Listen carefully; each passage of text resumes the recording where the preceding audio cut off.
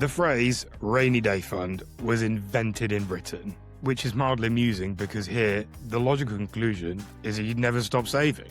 The standard rule of thumb on a rainy day fund hasn't really changed in decades. 3 to 6 months of living expenses, set it aside, don't touch it, sleep at night.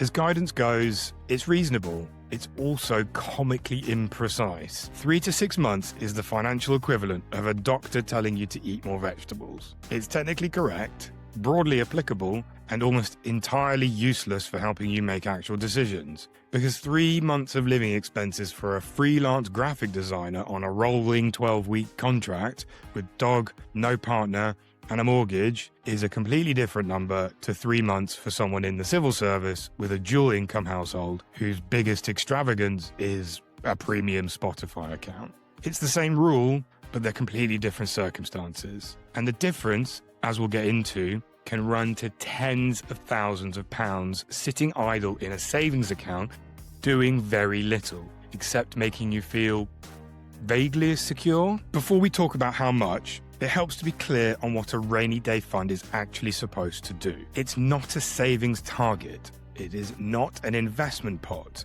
It is not something you accumulate indefinitely because more always feels safer. It's insurance. Specifically, it's insurance against 3 boring categories of disaster. Number 1, you lose your income. Whether that's redundancy, illness, or you finally snap and resign in the middle of a Teams call, the fund covers you while you work out what happens next. Number 2, an unexpected large expense. The boiler, the car, a dental bill so large it makes you briefly consider countries with more efficient healthcare systems. Number 3, a short-term cash gap. Between contracts, between jobs, between whatever.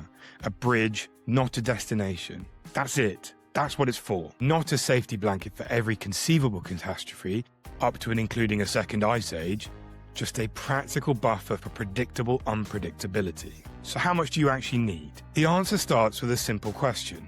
What are your non-negotiable monthly outgoings? Not total spending, not the subscriptions you keep forgetting to cancel, the stuff that if you didn't get paid would result in a letter or a phone call you don't want to receive. Rent or your mortgage, council tax, utilities, food, and let's be generous because that does include the occasional meal deal because we're not here to make you feel worse about yourself. Transport, debt repayment if you have them, add those up. That's your monthly baseline. Now, the number of months you multiply that by depends on 3 things. 1. Employment security. A stable job with a notice period and a statutory redundancy, your buffer can be leaner. But if you're self-employed, freelance, or on a 0-hours contract, you do need more runway. 6 to 12 months isn't paranoid for freelancers. It's pretty much just realistic. 2. Access to alternatives. A partner with an income, family who can help with a genuine emergency. These are legitimate secondary buffers. They reduce the cash you need to hold yourself. 3. Your psychology.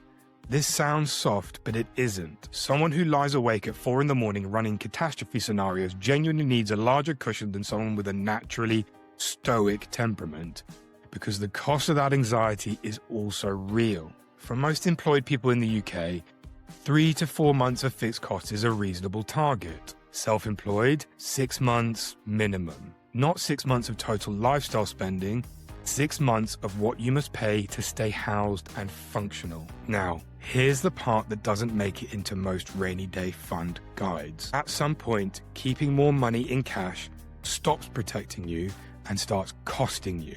The UK's best easy access savings rates right now sit at around 4 to 5%, which is, compared to the last decade, actually quite palatable. But inflation is still doing its thing, and the opportunity cost of not investing isn't just the nominal interest you're missing, it's the compounding growth that never gets started.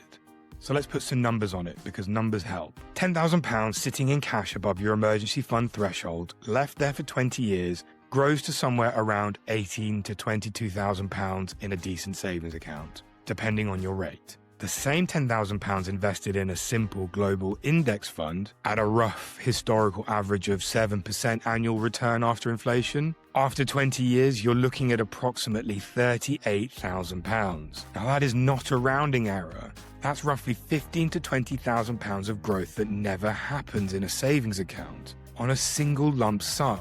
This is before we've even discussed what you could have invested monthly on top of it. The pull of a large savings account is real. It feels safer, but it's the financial equivalent of keeping your winter coats in the hallway because going up to the loft requires a bit of effort. It works, it's just leaving something significant on the table. Before we get into the investing side of this, if this kind of content is actually useful, do subscribe. We put something out every week and it doesn't involve anyone shouting at you about a mindset shift. So, you have your rainy day fund at the right level. You've done the maths. It covers your fixed outgoings for the appropriate number of months given your actual life, not a hypothetical one.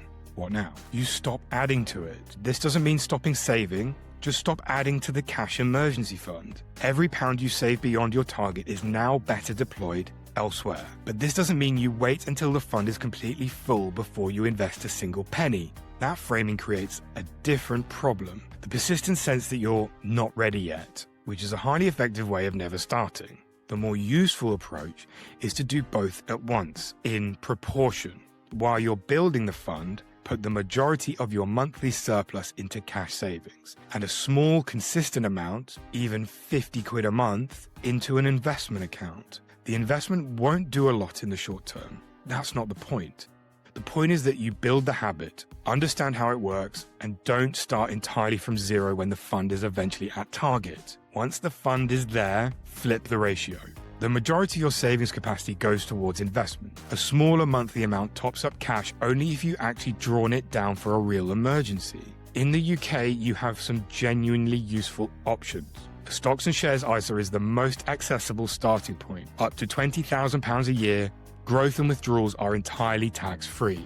Low-cost index funds are the standard first step for most people who don't want to make stock picking a hobby. A pension is even more efficient if your timeline is longer. The tax relief contribution is essentially the government handing you your tax back for saving, which is not something that they do very often, so it's definitely worth noting. The specifics of what to invest in and how much risk is appropriate at different ages is a different conversation. We talk about that kind of stuff all the time on the Maldi Money podcast channel. But the principle is here. Once the buffer is funded, every additional pound should be working harder than a cash account allows. And then, and this is the part people really consistently miss, periodically recalibrate your expectations. If your expenses increase, your target increases. If you move into a more stable job, it might decrease. The number isn't fixed for life. It's a calculation, not a monument. The honest summary is this. A rainy day fund is not a measure of how responsible you are. It is not a personality trait. It is a tool. And like most tools, it becomes counterproductive when you use it past the point of necessity. For most employed people, 3 to 4 months of fixed costs in an easy access account at the best savings rate available is enough. Done. For the self-employed, the less stable, the more anxious, go to 6 months. Sleep better, no judgment. And once you're there, once the buffer is genuinely adequate for your actual life, rather than some imagined worst-case scenario involving a simultaneous boiler failure, redundancy, and a housing crash, redirect the rest. Make it work, because the money you park indefinitely in cash isn't just sitting still, it's falling behind. If you want to go deeper into conversations about money and how to make the most of it, subscribe to our podcast channel. You can find all the links in the description below. Thanks for tuning in. I'll see you on the next one.